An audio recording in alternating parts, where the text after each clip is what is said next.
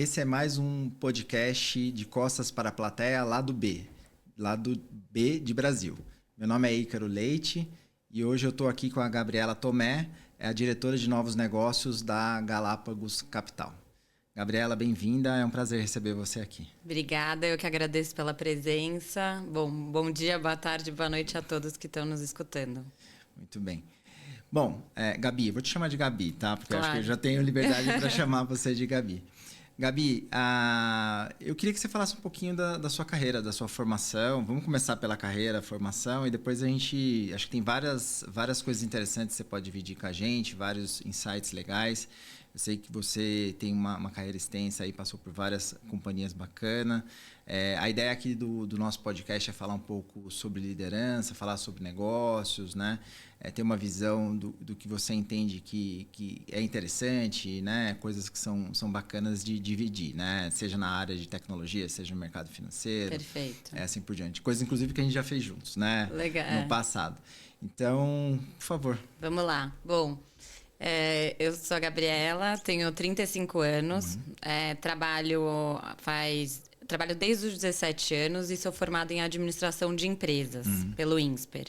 Aí tenho MBA, também há 2 anos atrás eu fiz um curso que para mim foi fundamental em Harvard, lá mesmo no campus, sobre negociação. Ah, que legal. Que foi incrível, então eu uso muito. E sempre ao longo da minha carreira eu tentei fazer alguns cursos de especialização, então também...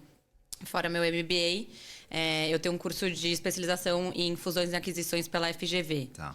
Então, eu fui sempre tentando isso para aprimorar e para entender, conseguir usar um pouco da teoria na prática, né? E aí, por que eu escolhi a administração de empresas, né? Acho que um primeiro grande mentor meu foi o meu pai.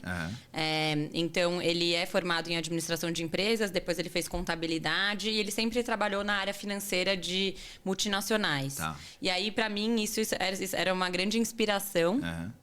Minha mãe é uma grande inspiração para mim também, mas ela é fotógrafa, ela é artista, então é um outro mundo. Mas acho que eu consegui levar também muito essa parte de criatividade, tentar essa parte meio artística e tal, para o mundo de negócios. Ah, legal. Né? Então, acho que não é aquela carreira tradicional da caixinha de finanças. Eu gosto muito dessa parte. Na verdade, a hora que você faz uma fusão, aquisição, qualquer tipo de M&A, deals, joint ventures, eu acho que você faz uma questão... Você está sendo criativo na junção de negócios. Né? Como você olha diferente e que 1 mais 1 seja igual a 3, a sinergia que a gente fala. Né? Então, acho que eu consegui mixar um pouco dos dois.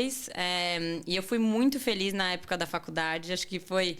Hoje você fala, se você pudesse voltar no tempo. Para mim foi a época da faculdade. Onde o meu primeiro estágio, na verdade, eu fui trainee da Ernst Young, né, hoje EY, que eles falam, na área de pre-IPO. Então, a gente preparava as empresas para fazer a abertura de capital. Na época, a gente tinha muito poucos fundos de private equity no Brasil. Estava começando o que a gente chama de capital de risco. Né? O Brasil sempre foi um país de taxas de juro muito altas, então ninguém migrava muito para esse tipo de alocação. Sim. Então, na época, para vocês terem ideia, existia o Pátria, né, que foi acho que um dos primeiros fundos de private equity, a GP Investimentos, o Advent e o Carlyle. Eram esses 4 fundos. Estava começando no Brasil também a parte de Venture Capital, né, que são investimentos em empresas menores, empresas em estágios mais iniciais. O Corporate VC nem tinha muito assim, ou tinha? Não, nem existia. Eu acho que aí foi uma evolução. E aí você vê como o mercado, né, nesses 17 anos andou tanto. Então, na época que eu comecei lá na Ernst Young, para mim foi muito legal que eu tive uma visão de consultoria. Ou seja, como eu preparava, como eu organizava que uma empresa que fosse familiar conseguisse se listar na bolsa. Né? Na época, BMF Bovespa. Que agora, né, a B3, depois da fusão com a CETIP. Então, a gente organizava essa empresa, desde a parte de governança, auditoria, como você montava uma relação com investidores, tudo isso para fazer essa abertura de capital. E muitas dessas empresas, elas tinham um fundo de investimento por trás, que a saída dele, né, a venda, era através de um IPO. E aí eu vi o outro lado e eu comecei a gostar muito desse campo do private equity, né? Do capital de risco. Eu falei, putz, eu acho que eu não quero só fazer a consultoria e parar por aí. Eu queria continuar na empresa. E aí foi quando, através de um amigo em comum, como existiam poucas vagas, né, não era um setor tão difundido igual é hoje, eu lembro que era um portal pela FGV, ele tinha um painel de vagas. Tá. E eu vi essa oportunidade da Tricorp, que aí foi meu segundo trabalho. A Tricorp era um fundo de private equity voltado no middle market, né, empresas que não são nem grandes nem pequenas. Então, na época, esses fundos que eu falei, Pátria, GP, Advent e Carlyle, eram focados em grandes empresas. Os venture capitals eram focados em startups, em empresas iniciais. E a Tricorp viu que existia uma oportunidade, acho que muito sabiamente, muito visionariamente, que a gente chamava de growth capital, empresas crescentes. Né, focadas no middle market. Normalmente, aproveitando aqui, quando a gente olha nesse middle market, a gente tá buscando o quê? A gente já está buscando uma empresa que eventualmente atingiu o break-even, que já está com uma receita legal. Como é que...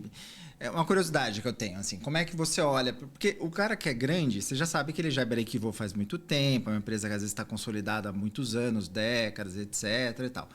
O cara que está nascendo, que é a startup propriamente, esse aí ainda tem muita lenha para queimar, vai ter um custo ali, às vezes o break-even dele está mais distante. Sim, às vezes é uma boa ideia ainda não executar. Às vezes está no papel, exato, não está pré-produtivo no final das contas e tal. Agora o cara que está no meio, às vezes para ele falta um empurrãozinho de algumas coisas, um empurrãozinho de cliente. Então às vezes não é só o dinheiro, né? Isso é uma dúvida. Às vezes não é só o dinheiro. Às vezes é uma boa parceria, eventualmente. Às vezes é o dinheiro, ele precisa do dinheiro para ele subir um pouco mais. Às vezes é o dinheiro para ele contratar um time legal para poder atingir o que ele precisa. Explica um pouquinho a situação desse cara aqui do meio para a gente. Eu acho que quando a gente olha esse middle market no Brasil, são ótimos, normalmente, empreendedores, né? Eles entendem muito. Então, vamos falar um exemplo real. Médico, né? Tiveram vários médicos que resolveram empreender abrindo clínicas de laboratórios diagnósticos. Sim. Esses que a gente faz exame mesmo, exame clínico ou exame de imagem, sabe? Tomografia, esse tipo de coisa. Então, tinham vários médicos que viram essa oportunidade no Brasil, abriram essas clínicas e, normalmente, eles precisavam de um mix de coisas, né? Entre eles, capital para crescer. Putz, eu tenho 2 clínicas, quero abrir mais 2, mais 4, né? Então, eu preciso de capital para crescer. Ou, segundo ponto, eu tenho uma educação onde eu fiz uma faculdade médica, né? Estrutura de capital, valuation, que é a avaliação de empresa dele, negociação com o banco, alavancagem, às vezes não é o skill dele, né? Então, normalmente, ele precisa ou de capital, alguma inteligência financeira, né? Por isso que a gente chama também esses fundos de private equity de players financeiros, players capitalistas, né? Porque ou ele também aloca capital e ele aloca muito uma inteligência financeira. E terceiro ponto, tem muitos que procuram isso para dar um selo institucional. Né? É diferente, uma coisa assim, eu sou a Gabriela, eu tenho a minha empresa. Outra eu sou a Gabriela e tenho um fundo de private equity que validou a minha tese. Né? Então, acho que são essas 3 coisas. E validar a tese é muito legal também para você conseguir trair e reter talentos. Né? Diferentemente de quando você abre uma empresa sozinho, a partir do momento, se você tem uma empresa onde você tem uma grande empresa por trás, um grande fundo por trás, isso ajuda a reter talentos também.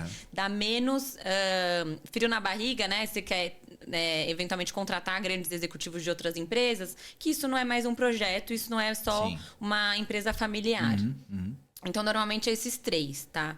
Aí, dependendo do caso, tem algumas empresas nesse growth capital, né? Que são empresas que estão crescendo. São empresas que já estão no break-even. Ou seja, elas comprovaram o modelo de negócio. Funciona, tá tudo certo. Funciona, preciso escalar. Tá? E aí, escalar isso, né? Normalmente, o capital ajuda a escalar. A alavancagem ajuda a escalar. Ou, às vezes, o know-how, né? A gente pegou algumas empresas que elas já geravam caixa, mas elas queriam ter uma inteligência melhor financeiramente, né? Em termos de tributário, em termos até, putz, quero expandir, será que eu priorizo um produto através do outro? Isso a gente chama de TIR. Então, queria um know-how financeiro. E tem aqueles que também querem o selo, muito para... putz, se eu tiver um fundo grande por trás, eu consigo atrair mais clientes, atrair mais talentos, atrair mais fornecedores e melhores. Entendi. Não, show de bola. Bom, mas aí voltando para a Tricorp. Perfeito. Então, eu fiquei 8 anos na Tricorp, onde eu cobri alguns setores. Então, eu cobri muito essa parte de healthcare, né, que a gente chama, o segmento de saúde, que no Brasil é um segmento muito grande, é um segmento que tem muito potencial, porque, infelizmente, ainda as pessoas não têm muito acesso. Verdade. Tem acesso muito, né, as pessoas, principalmente as que não trabalham formalmente, às vezes não tem plano de saúde, então é um segmento a ser explorado, que ainda continua crescendo. Pela longevidade, é um segmento cada vez melhor e é um segmento muito importante. A gente vê que é o primeiro segmento que, se a pessoa tem um acréscimo de renda, ou se ela consegue poupar, ela vai tentar investir em um plano de saúde. Sim. Ela tem uma preocupação com a saúde. Né? Muito mais do que comprar eventualmente um vestuário ou essa é a primeira preocupação, né, após assim, alimentação. Sim. Então é um segmento super bom. Depois eu comecei a cobrir também o segmento de tecnologia, que para mim foi muito bom, que era um segmento também em forte expansão na época, né? Hoje é trivial, acho que não tem um fundo que não invista em tecnologia. Até empresas que não são tecnologia, outro dia eles estavam brincando, né? Comida congelada. Não, agora virou uma startup de comida congelada. Com tecnologia. De como congelar da melhor forma, da forma mais eficiente. Exato, porque virou, né, um segmento muito pop. Então, e o segmento de varejo também. Então, eu olhei muito, acho que esses 3 que eu me tornei especialista.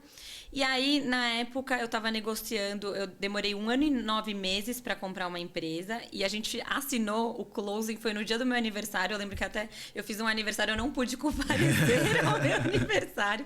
Tem foto, o pessoal cantou parabéns. Mas o closing foi no dia do meu... O closing é quando você consegue realmente assinar e comprar a empresa, né? Fechar de fato o negócio. Comprar e levar a empresa. Durou 1 ano e 9 meses, acho que foi um dos maiores desafios da minha vida. Pra você ter ideia, eu tinha mais de 10 contratos. E na época eu falava pro meu pai que eu também queria ser advogada. Aí o advogado falou, nossa, você fez quase um MBA em Direito, porque foram 10 contratos, né? Então, e aí a Tricorp foi muito legal e bastante visionária, porque eu acho que eles viram que eu conhecia tanto da empresa e fiquei tão próximo do CEO, dos demais sócios, que eles me convidaram para assumir o cargo financeiro de lá. Então, como a gente aportou capital dentro da empresa, normalmente você coloca uma pessoa de confiança para tomar conta desse caixa. Sim.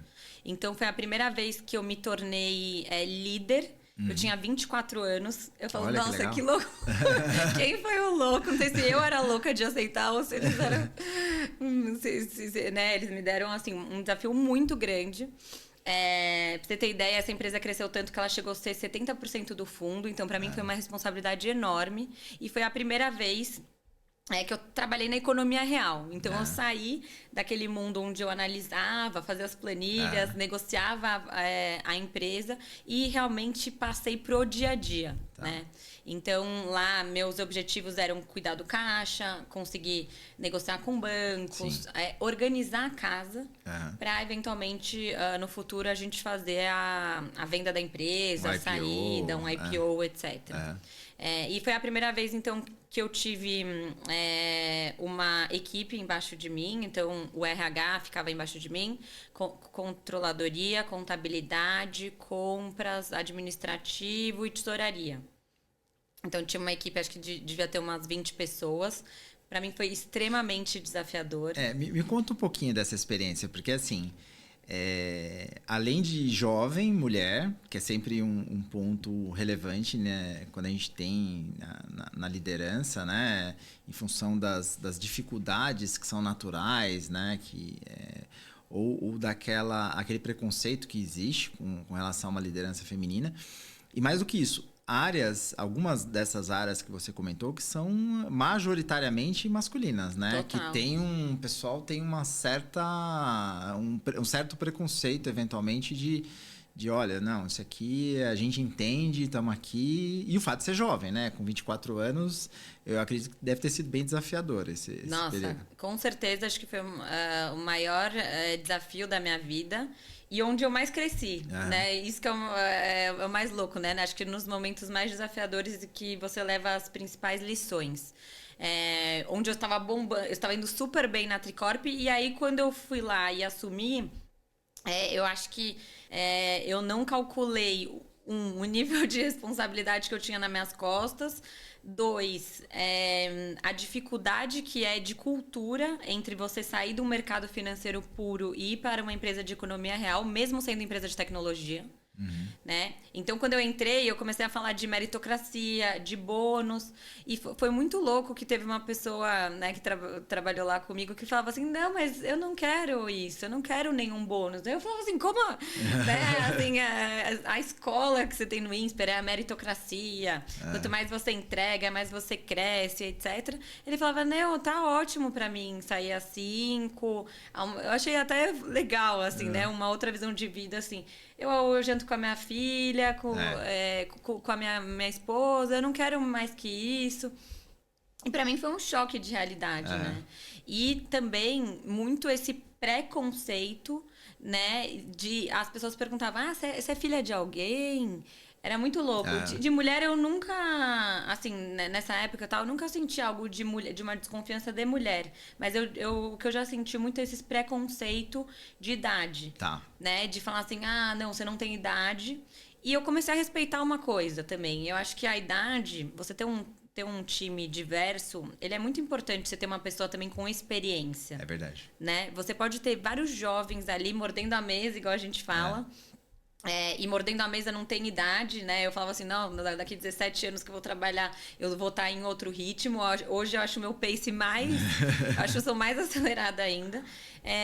Só que é importante também, tem algumas coisas que, por mais que você tenha motivação, por mais que você tenha muito estudo, você pode ser doutorado em tal coisa, tem algumas experiências que só o tempo te dão, né? E eu comecei a respeitar isso também. Antes eu achava também que não, eu falava, imagina, eu tenho 24 anos, se eu estudar mais, se eu fizer mais, se eu varar a noite aqui, trabalhava assim 20 horas por dia, eu vou dar conta. Eu acho que eu dei conta, mas obviamente que você ter pessoas experientes, isso é muito complementar. Eu brinco que a experiência ela ajuda a gente a cortar caminho, né? Porque, assim, a pessoa que é experiente, ela viu muita coisa. E ela viu muita coisa que deu certo, viu muita coisa que deu errado, viu muita coisa que foi meio do caminho.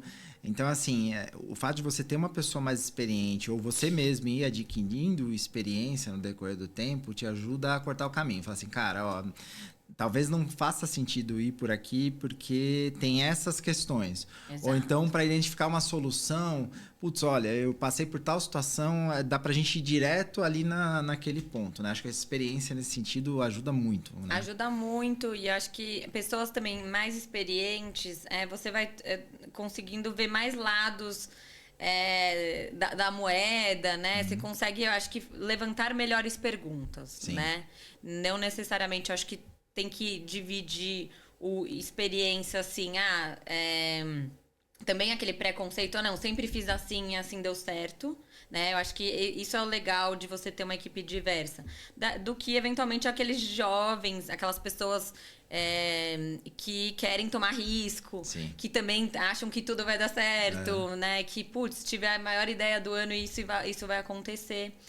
Até ouvi uma frase do Martin Escobari, né, que é um dos principais sócios da General Atlantic, que para mim é um fundo de growth muito emblemático. Eles fizeram, por exemplo, investimento na CETIP, na própria XP, né? E ele fala assim, eu gosto de trazer novos sócios com as pernas descansadas. E é muito legal isso, né? Para mim faz muito sentido, porque às vezes é muito legal você não ter um turnover alto. Sim. Porque você cria um relacionamento, você sabe como construir junto. Acho que isso é super importante. Mas também é importante sempre agregar pessoas com pernas descansadas, porque elas trazem outras coisas, sendo pessoas jovens ou não, né? Mas que não estão com aqueles vieses da companhia. Sabe o que eu acho? Eu acho que a experiência traz pra gente calma. Exato. Entendeu? Porque Tô tentando ainda chegar nesse ponto. Eu acho que a experiência faz com que a gente tenha calma em determinados momentos. Porque, claro, em momentos de maior pressão, enquanto você está enfrentando uma dificuldade, algum grande incidente, etc., todo mundo fica nervoso. Sim. Né? Você fica nervoso também. Mas você ter a capacidade de respirar e ter calma ajuda demais. Eu lembro que eu nunca esqueço disso quando eu trabalhava em banco. Trabalhava direto com um diretor. E aí, um negócio pegando fogo assim e tal. E todo mundo queria saber a resposta dele, porque a resposta dele era essencial para a gente poder seguir o negócio. E eu, como trabalhava direto com ele, eu era demandado para tirar a resposta dele, né, no final das contas. E eu lembro muito bem, ele falou assim para mim uma hora. Falou, acho que eu vou tomar um café. Eu falei, tá bom, né? Vamos ali na Copa e tal. Falei, não, vou tomar um café lá não sei aonde. Aí ele desceu do prédio, foi andando calmamente, sentou, tomou um café. E eu lá com ele, ele falando nada, coisa com nada, tal, não sei o quê. Aí quando ele voltou, ele falou, a gente vai fazer assim. Meu Deus do céu. Como ele chegou nesse... Eu teria morrido do coração nesse meio de caminho. Eu já tava morrendo do coração, entendeu? Mas acho que é isso, é calma, né? É calma, eu acho que às vezes a gente tem essa ansiedade, né? Que ao longo do tempo vai diminuindo um pouco, né? Tende a você ver que as coisas não são 8 e 80. Sim. Né? Quando você tá, às vezes, naquele momento de pressão, você quer ou fugir ou lutar. Sim. Né? Acho que todo mundo tem esse instinto. E aí você vê que ao longo do tempo, isso diminui um pouco, né? Então, você começa a ver, você começa a ter essa experiência. E eu também tive um chefe, a mesma coisa, que eu lembro que um dia eu tava desesperada, assim, a gente tava muito ferrado em vários assuntos. O mundo se assuntos. acabando. Né? Aquele negócio assim, eu falava, só me ligam pra problema. Nunca assim, quando você é financeiro, nunca assim, sem querer te depositei 10 mil a mais. Era só assim, chegou uma conta pra pagar, isso eu não contava, aí tem uma reforma que você não tava contando, então era só BO, né? Só problemas. E aí ele falava assim, Gabriela, posso te contar uma coisa? No final sempre dá certo. E aí eu falei, dá certo porque eu tô aqui me batendo. Dá certo porque eu tô quase tendo um infarto, né? Exato, mas hoje eu falo para os analistas, para as pessoas que às vezes me ligam. Eu sou mentora de alguns jovens e eu falo, no final sempre dá certo, e dá. A questão é você ter essa frieza, né? E acho que um ponto super legal que você trouxe, que acho que nós jovens, mas talvez os jovens mais jovens ainda, tem essa dificuldade, é que hoje a internet, a globalização fazem as coisas serem muito rápidas, né? Antes não, a gente tinha que estudar, a gente tinha que esperar. O outro dia. Hoje todo mundo quer a resposta, quer a informação, e aí faz com que não seja normal a pessoa falar, não, eu te respondo amanhã. Todo mundo quer tudo pra ontem, né? A gente perde um pouco o tempo da reflexão, né? Exato. Que é tão importante, né? Muita gente fala assim, vou dormir com um problema. Né?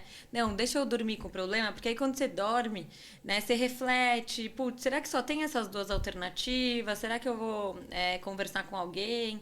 Então, acho que esse, até para mim, é o maior desafio, né? Não querer ser aquele lá, né, lutar ou fugir, né? A gente tirar um pouco esse instinto e falar, não, vamos ser racionais. E agora na Galápagos a gente usa um termo que eu acho super engraçado, quando alguém chega meio assim, a gente fala, vamos voltar pro 12 por 8, né? Que é a pressão normal. Vamos 12 por 8? 12 por 8, outro dia uma menina que trabalha com uma amiga minha que trabalha comigo, eu tava surtada, que eu queria fechar um deal e tal, e aí ela assim, você tá 200 por 8. Eu falei, eu tô 200 por 8. Me ajuda a voltar pro 12 por 8. Pra dar uma acalmada geral, é bem importante. Eu lembro que tinha um chefe que outra coisa que ele falava também era assim, quando você montava a tese, etc., ele falava assim, agora vamos namorar essa tese. Vamos dar uma namorada nela, vamos dar uma pensada. Porque eu acho que é isso. Além da experiência, além da calma, ela traz a possibilidade de você refletir, ser mais reflexivo em cima daquele assunto, né? Então, eu acho que o que você comentou tá super correto. Nesse mundo hiperconectado, a gente acaba perdendo tempo dessa troca, né? Exato. Então, por exemplo, eu imagino que essa troca do mercado financeiro, ela é importante também, né? Às vezes você não tem um par ali ou um chefe que tenha tido o mesmo tipo de experiência, mas a possibilidade de você trocar informações e conversar com os pares no mercado, né? Para falar, cara, o que você acha disso, acha daquilo? Acho que isso é relevante também nesses processos. Total, né? total. E acho que uma das outras coisas que a experiência me trouxe também, eu tive um mentor que ele falava que você tinha que sempre ter uma pessoa neutra na sua vida. Que não tenha nenhum viés, que ela não ganha nem perca nada com você. Sim. Porque ela vai te dar decisões neutras, né? Sim. Diferente, por exemplo, se eu chegar pra minha mãe e falar, mãe, tô pensando em trocar de trabalho. Aí ela vai falar, talvez ela more longe, talvez seja pior. E se ela ficar insegura, né? A pessoa, ela é conflitada, Sim. né? Ela tem um afeto. Quando você tem uma pessoa que ela só te troca um conselho porque ela não tem nada nem a ganhar a perder, eu acho que ela tira um pouco de vieses, Sim. né? Então, eu sempre procurei também testar ideias e tal com pessoas que não tivessem vieses, que fossem neutros à decisão. Porque às vezes você pode tomar uma decisão que a pessoa fala assim, putz, se eu fizer isso, aí vai me impactar no meu trabalho, aí depois... Então, né, você sempre tem vieses ali das pessoas que estão... qualquer tipo de decisão. Se você tem uma pessoa neutra, ela vai falar a visão dela, sem ganhar e sem perder com isso. Então, eu sempre também procurei ter mentores. Sim. Né? E é engraçado que as pessoas falam, nossa, mas como você tem esses mentores, CEOs de empresa e tal? Porque eu chamei no LinkedIn... Cara de pau total, né? né? De novo, uma outra lição. O não a gente já tem. Exatamente. Né? Eu prefiro mandar ele não ficar responder do que... que eu falo, é pouca perda para muito possível ganho, né? Se ele falar não, o Benchimol fala, né? Vamos errar rápido e não contar para ninguém. Então, acho que é muito isso, né? Eu aprendi isso muito na XP. É muito legal. Putz, vamos tentar fazer... Faz, o não a gente já tem, a gente constrói um projeto, se não der certo, segue, né, bola pro próximo. O ruim é não fazer nada, né? Então, esse também, meu pai que sempre fala, né, só erra quem faz. Né? Então, se você tem algum medo de errar, etc., então você não tá fazendo nada, né? Vai errar. E aí, acho que complementando, né? Então, acho que as pessoas hoje acham muito que a carreira... Eu achava também, e isso uma psicóloga minha falou, era sempre uma... Terapia é importante também. Terapia é super importante. Terapia é super importante. Tipo, que era uma carreira assim, não sinto que eu tô todo ano subindo, eu não sinto que... né? Ela falou, mas nunca ninguém é assim. A vida são altos e baixos, o importante é que a inclinação esteja para cima. Mas no final, né, a gente eu vejo hoje, principalmente de jovens, né, ansiosos, a pessoa acha que às vezes ela entregou um grande projeto, ela já virou o CEO, vai virar já o diretor, né? Porque acho que também massificou um pouco essa questão de empreendedorismo. Todo mundo é dono, todo mundo tem uma startup que captou milhões. E aí, com 22 anos, isso é o exemplo. Isso virou legal hoje, né? Que era muito diferente da época, pelo menos dos meus pais, que o legal, os baby boomers, era você fazer uma carreira. Muitas vezes na mesma empresa. Na mesma empresa, durante muito tempo. Você tinha aquela hierarquia muito formal, né? Mas as pessoas se orgulhavam disso, né? Eu estou há 50 anos, vou me aposentar aqui. Entrei como estagiário, jovem aprendiz. Né? Então, acho que mudou. Acho que hoje a gente está muito no extremo também do putz, quero crescer. E aí também, se em 6 meses eu não for promovido, eu já vou para outra. Também não tenho muito apego por nada. Então, eu acho que a experiência é esse mix, né? As coisas demoram mais para acontecer. Isso está conectado até com um livro que eu li recente, chama Geração Ansiosa. É um best-seller americano e aí fala bastante da geração Z, né? Eu até queria aproveitar para te perguntar. Essa é uma geração que talvez pela hiperconectividade com rede social, com internet, etc. Porque assim, eu não vou falar de você porque é indelicado, mas eu peguei uma época que não tinha internet disponível o tempo inteiro. Eu também. Então assim... alguns jovens, né, que estão no mercado de trabalho agora, é um pessoal que entrou super... assim, ele cresceu num ambiente hiperconectado, E aí, nesse livro, fala um pouco sobre isso, né? Tem até um outro livro bem interessante chamado Nação Dopamina. Esse cara tá acostumado a ter gotas de dopaminas instantâneas ali para ele em termos de prazer, porque ele vai rolando um feed aí de uma rede social e vai tendo prazeres instantâneos, né? Então, para ele começar como analista, se passar um determinado tempo, ele não virar um analista 2, um analista 3, depois virar um coordenador, um gerente, etc., é porque ele é um derrotado na vida. Total. Inclusive, isso gera processos depressivos. É por isso que eu falei que a terapia é relevante, para entender que os tempos e movimentos não são tão adequados, né? Você vê isso também no pessoal mais jovem, nos times que eventualmente você lidera? Eu vejo muito. Eu acho que tem um lado muito legal. Hoje eu vejo que os jovens, principalmente os jovens que eu trabalho, eles têm um lado de equilíbrio social que eu acho que é importante. Isso é verdade. Né? Que se perdeu um pouco nos baby boomers, que talvez eram mais certinhos, mas ficavam muito tempo. Depois, acho que talvez a nossa geração era assim, quanto mais trabalha, meio garantia, sabe? Quanto mais quem cresceu, quem se deu bem, né? Sei lá, Jorge Paulo. O pessoal era quem trabalhava, quem não tinha hora pra nada, quem só pensava nisso. E hoje eu acho que eles trouxeram um pouco de equilíbrio, né? Hoje eu vejo aquele negócio assim, às vezes a gente zoa, né? Não, pô, eu era o estagiário, eu era o último a sair, eu vinha trabalhar no domingo. E eles impõem limites. Sim. Né? Então, acho que voltou um pouco do impor limite, voltou um pouco da importância da alimentação saudável, que eu acho super interessante. A maioria é super preocupado. O exercício físico, ou seja, o equilíbrio emocional é super importante. Né? Que acho que na geração a gente também se perdeu um pouco, mesmo não tendo acesso à internet. Com certeza. Era focado muito nisso, né? A e-mail, a Excel. E até tarde no escritório era pizza toda noite. Toda noite, legal. E São Paulo tem muito isso, né? A minha psicóloga também falou. Em São Paulo é muito chato. Ninguém fala assim, oi, tudo bem? Como você tá bem? Não, tô super calmo. Não, tô ferrado. Né? Tô todo lascado. Tá todo mundo ferrado.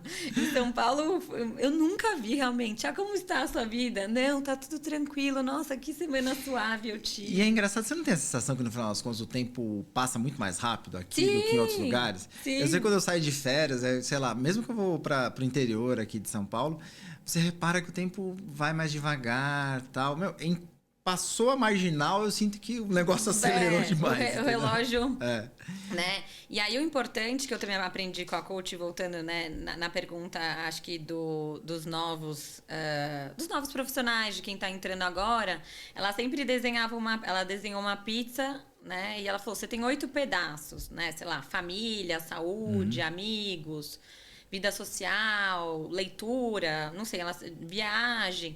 Como tá hoje? Aí eu desenhei um pedaço da pizza gigante, trabalho. Aí o que sobra ali era assim, network. E sobravam pegando pedaço famílias e amigos. Ela falou, tá totalmente errado. A gente tem 8 pedaços. Pode ser que um pouquinho maior, né? O que você gosta um pouquinho mais, a mussarela ali, o pedaço da mussarela, seja assim, 20%.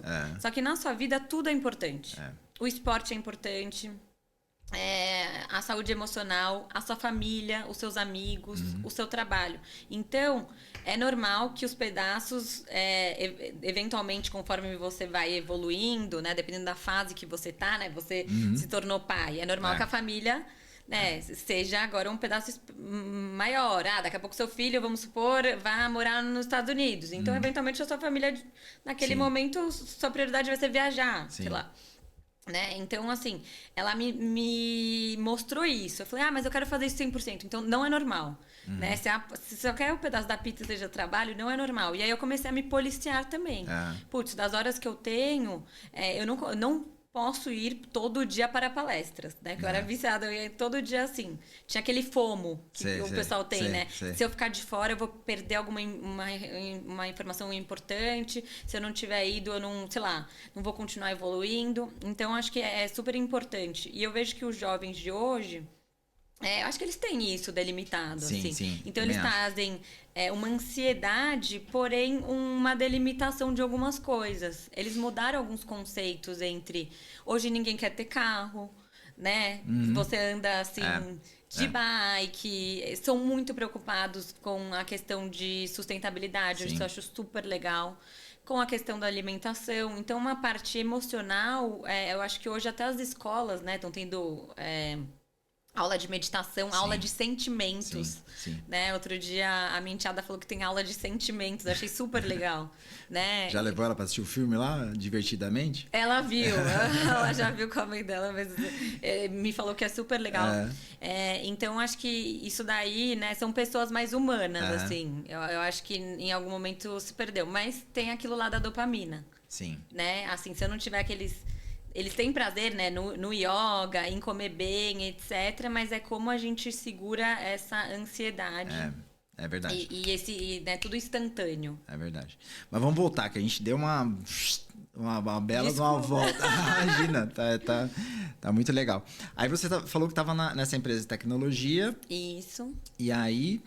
E aí, lá no fundo, né, na Tricorp, a ideia nunca era que você construísse carreira, lógico que se eu quisesse, né? Mas a ideia não era construir a carreira. Então, você organizava a empresa durante um tempo.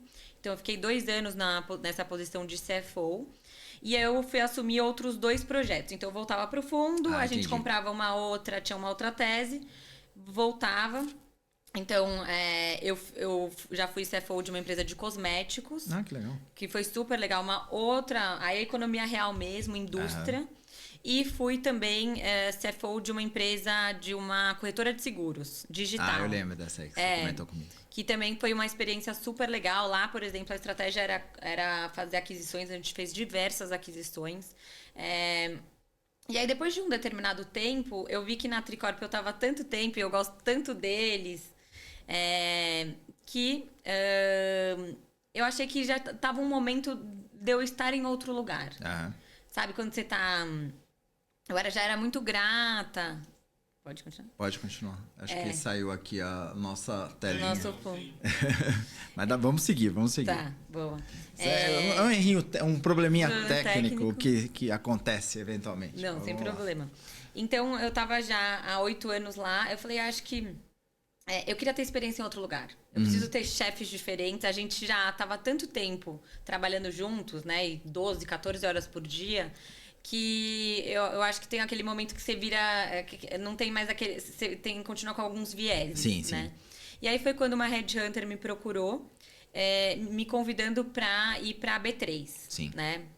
Tinha acabado de ter a fusão da BMF Bovespa com a CETIP. No caso, entramos no mesmo dia. Esse é um fato engraçado, né? A gente se conheceu começando juntos no primeiro dia lá na B3. No mesmo dia. No mesmo dia. E aí, para trabalhar na área de fusões e aquisições da B3, planejamento estratégico e parcerias. Tá. E para mim foi super legal, né?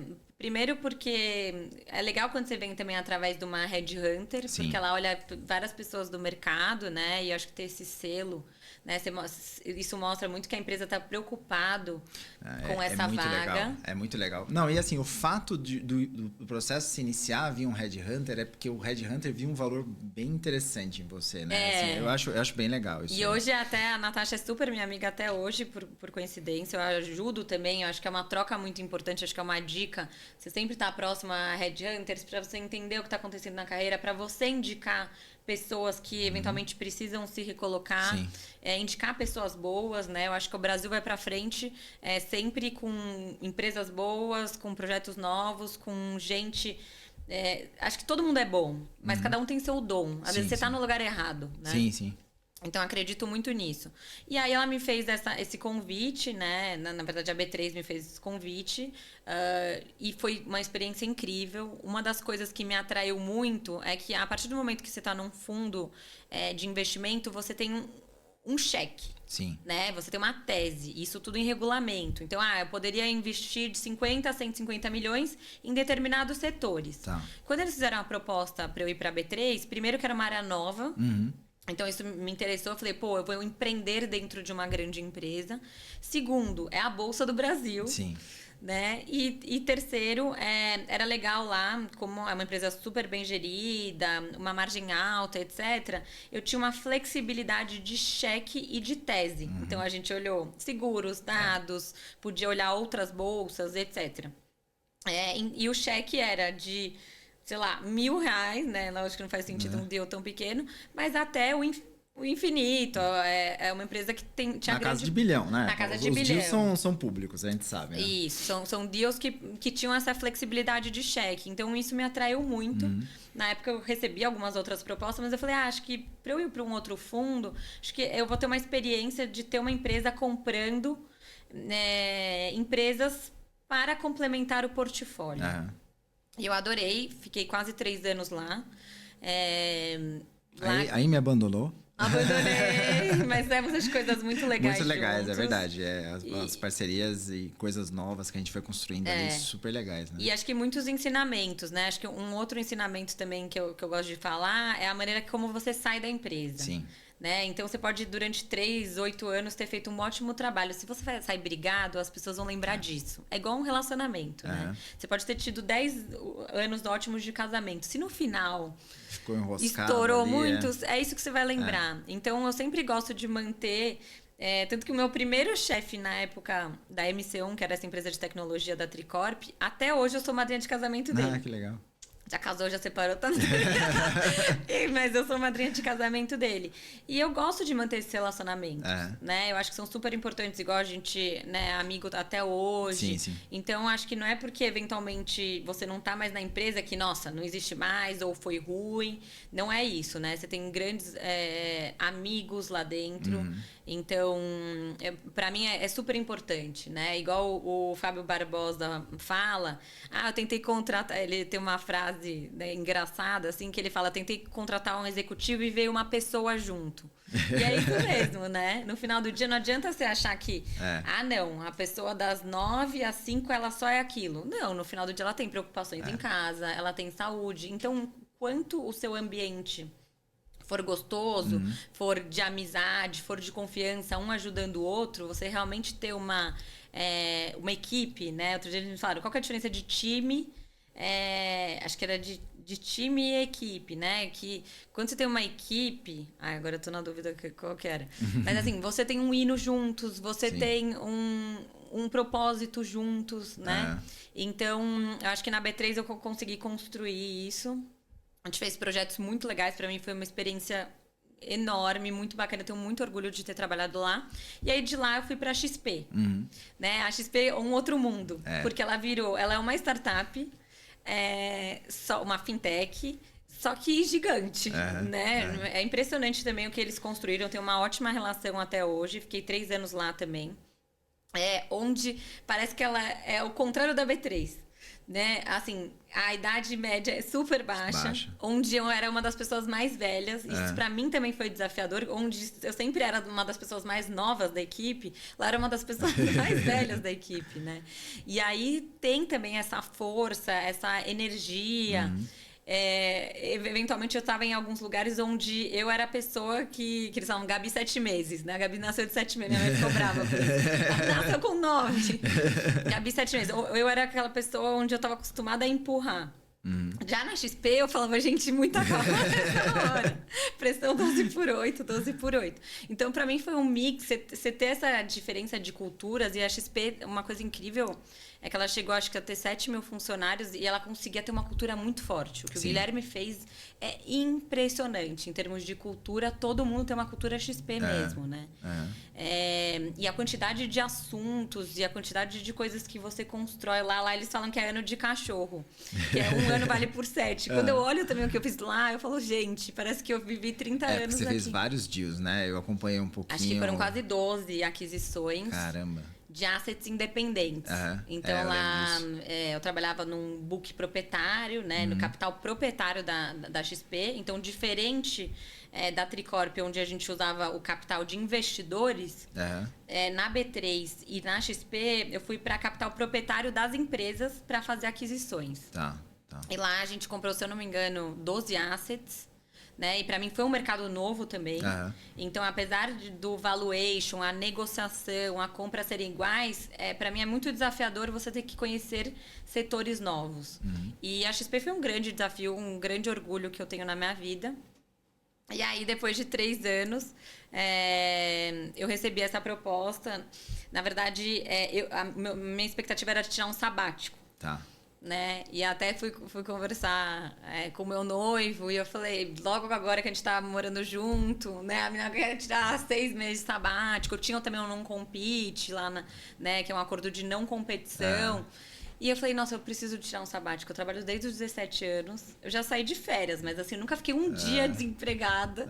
Um dia sempre emendando trabalho no outro. Um trabalho no outro, eu quero, sei lá, fazer o caminho de Compostela, tomar sol. Eu sempre me sentia que eu tava correndo, uma maratona. Eu ia no supermercado e parecia que eu... Nossa, vamos rápido. Sabe assim, Uber, vamos rápido.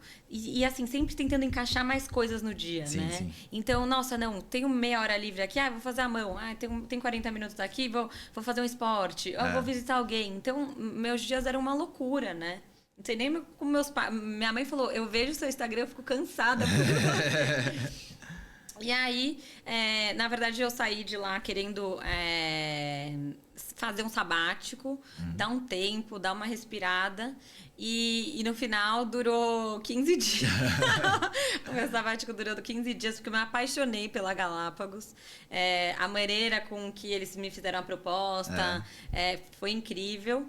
E eu me apaixonei também com o meu papel, que é hoje de novos negócios. Legal. Né? Que é um pouco aquilo que eu falei. Eu acho que eu tenho a base técnica, eu tenho um dom técnico de entender clientes, pessoa física, clientes, pessoa jurídica, né? Empresas e ter ideias de novos negócios, né? E isso é fruto de toda essa experiência que você contou, né? Por isso que eu acho que é legal a gente sempre falar da experiência pregressa.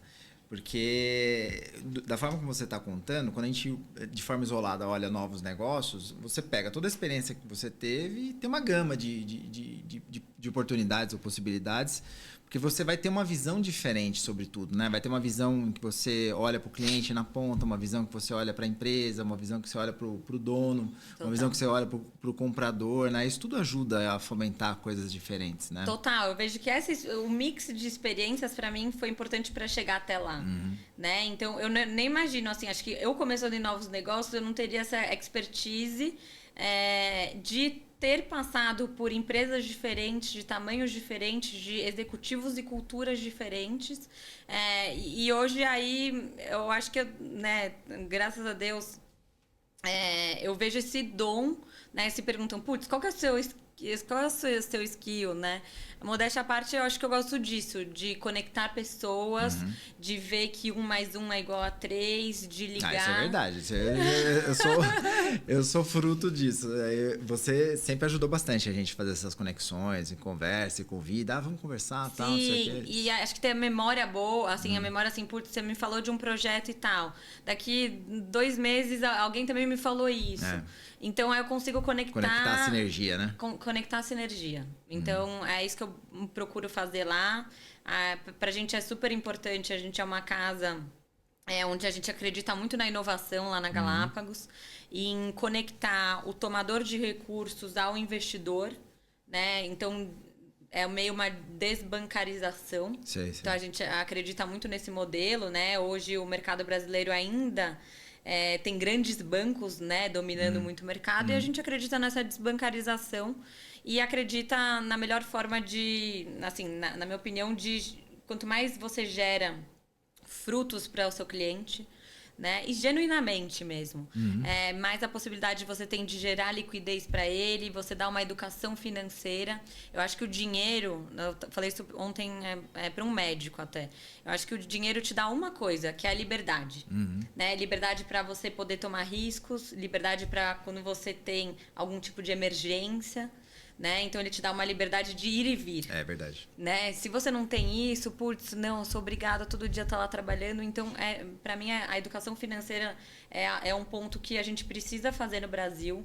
Isso devia começar nas escolas, né? Como poupar, como investir bem para dar a liberdade para você poder fazer o que você quiser. Não tem nada melhor do que você fazer algo que você é feliz, né? Sim. Você vira radiante com isso. Não, show de bola. E só para finalizar, dos parceiros de vocês lá é o Ronaldo Fenômeno, né? É o Ronaldo Fenômeno. Você vai ter que me ajudar a trazer ele aqui qualquer dia desse para conversar. Vamos. Não, é muito legal, né? Eu vi, é público aí, a gente viu algumas reportagens, ele tem feito um trabalho bacana aí para ajudar principalmente o pessoal na área de futebol, né? Exatamente. Então... Que acho que são pessoas lá a gente tem essa área, isso é público também, esse deal que a gente fez com a Galácticos, né? Que é uma joint venture entre a Galápagos e a R9 do Ronaldo. E de mais alguns sócios, a Vivi, a CEO, há 21 anos dele e tal. Lá tem mais de 20 funcionários. Que é muito trazer essa educação financeira, né? Ajudar atletas, influenciadores e artistas a investir mais e melhor. Por quê? Diferente, talvez, de nós, né? Que, se Deus quiser, vou trabalhar 60, 70 anos... principalmente atleta, tem uma duração... Vida profissional, né? Muito uma vida curta. profissional mais curta. E corre risco de se machucar, Sim. etc. Então, a carteira dele, a educação financeira, é completamente diferente de um trabalhador tradicional. Sim. Né? Então, a gente se especializou nisso. Acho que é um nicho de negócio super legal. E hoje, além de atleta, a gente tem...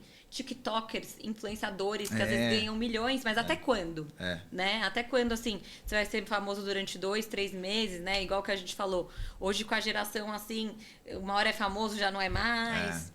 Não, uma hora o cara se cansa, não quer mais trabalhar com aquilo, quer fazer outra coisa. Quer fazer outra coisa. Então, já é uma carteira completamente diferente, né? A gente busca fazer uma carteira de renda, uma carteira em que também tem essa educação financeira. Imagina uma pessoa de 22 anos que ganha os milhões que eles ganham, né? Em times europeus e tal. Putz, como a gente treina, a gente coloca metas, né? Em investir melhor. Pro cara não ser enganado também, né? Porque tem sempre alguém que inventa uma moda. Casos de pirâmides, muita gente também pedindo ajuda, normal, né? Sim. Então, a gente tenta muito ajudar. Eu acho que esse segmento, fora o que é nosso, né, já era nosso core, que são grandes famílias, investidores alta renda, que a gente chama. A gente tem um canal digital também, que são investidores que querem se autosservir. Às vezes ele não quer falar, ele prefere ele tomar as decisões. Mas é muito legal, porque com a evolução e com a tecnologia tem esses novos nichos, principalmente de influenciadores e artistas, né? Então, às vezes, eles têm, né, de forma geral, no mundo inteiro, né? A gente vê documentários em que tem vários artistas que ganhavam milhões e gastavam milhões, né? Então, no final do dia eu falo, mas quanto que sobra na linha final? Né? No lucro líquido no seu bolso. Então, eu acho que a gente tem esse papel, não só a Galápagos, como o mercado financeiro inteiro, como você, com seu filho e tal, da gente conseguir educar financeiramente para que as pessoas vivam mais e melhores. Né? O dinheiro traz essa liberdade, o dinheiro traz uma segurança, né? Uma segurança alimentar, uma segurança patrimonial, né? Você não ficar preso, não, eu não me separo porque eu não consigo me separar, porque eu não vou ter onde morar, ou principalmente para mulheres, né? Ou então eu não posso sair do meu trabalho que eu não gosto porque eu não tenho uma reserva financeira, ou então, eu queria ter um ótimo investimento, ou eu queria hoje ir para um outro trabalho que eu ganho menos, mas eu tenho uma reserva ali que eu posso tomar esse risco. Às vezes você tem que dar um passo para trás para dar 2 para frente. Às vezes eu não saio por causa do plano de saúde, entendeu? Exatamente, você fica preso, né? Então, acho que essa educação financeira é super legal, acho que é uma meta minha, e uma meta minha pessoal, né, que eu quero passar para cá também, é que hoje 1/3 da população do Brasil tem insegurança alimentar, não sei se você sabia. Né? Ou seja, a cada 3 pessoas, uma não sabe se ela vai comer entre hoje ou amanhã. Então, acho que a primeira coisa, até antes do dinheiro, né, a pirâmide de Maslow, né, a primeira necessidade é a alimentação. E é uma necessidade que você tem todo dia, toda hora, todo né? Dia, não toda tem hora. como, não dá pra deixar pra amanhã, né? Não, e eu tô muito focada no Pacto contra a Fome, que é da Geise Diniz, né, a viúva do Abílio, de como todos nós brasileiros, de maneira estruturalmente, a gente acaba com a fome no Brasil.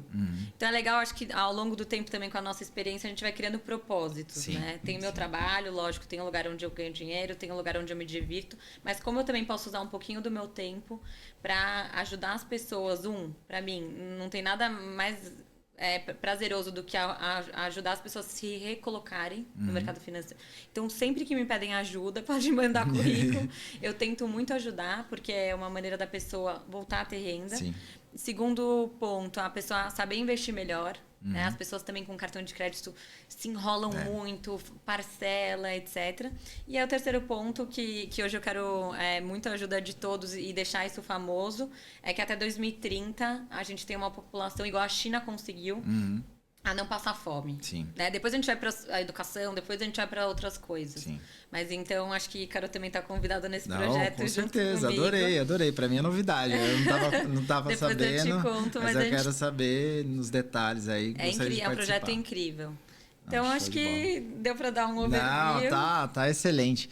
Gabi, eu queria agradecer muito a sua participação. E, assim, eu queria, antes da gente encerrar, queria que você desse uma dica aí para essa geração nova que está chegando aí, o pessoal. Acho que você já tem uma carreira bem estabelecida no mercado. Tem muita gente que ouve a gente, que está ouvindo a gente, que está assistindo a gente no YouTube. E eu sempre digo que às vezes as pessoas falam assim, pô, por que você se expõe demais, eventualmente? Você posta lá o seu exercício físico, né, no seu Instagram. Cara, eu posto porque às vezes eu converso com alguns amigos e ele fala assim, cara, eu vi que você estava fazendo, eu comecei a fazer também. Então, eu acho que a gente também tem um papel, não de influenciar, talvez como influenciador ganha milhões, mas influenciar amigos, pessoas próximas que a gente gosta a melhorarem, né? Então, assim, para o pessoal que está começando, tem alguma dica, alguma coisa que com a experiência que você adquiriu, você fala assim, putz, seria legal você focar nisso, naquilo, outro? Eu acho que tem algumas, né? Eu acho que sempre, tudo que você for fazer na sua vida, faça o melhor possível. Né? Hoje, se eu vou dar uma festa de aniversário para minha mãe, se eu vou cantar um parabéns, eu tento fazer o melhor possível. Por quê? Porque se eu morrer amanhã, eu sei que eu fiz o meu melhor possível. Né? Segundo ponto, eu acho o esporte muito importante. Acho que o esporte é uma questão de disciplina, é uma questão que o corpo precisa, né? Então, para baixar essa ansiedade, para você ter uma longevidade, então acho que o esporte é super importante. E 3, tem um propósito, né? Qual que é o seu propósito de vida, além só do seu trabalho, além só de sábado você querer ir no cinema, viajar, etc. Acho que é importante entender qual é o seu propósito e na pizza equilibrar todos os 8 pedaços. Show de bola. Gabi, obrigado. Obrigada eu. Obrigado, pessoal. Esse foi mais um De Costas para a Plateia Lado B. Sigam nossas redes sociais, Instagram, LinkedIn. Meu nome é Ícaro Leite e a gente se vê na próxima. Valeu. Obrigada. Abraço a todos.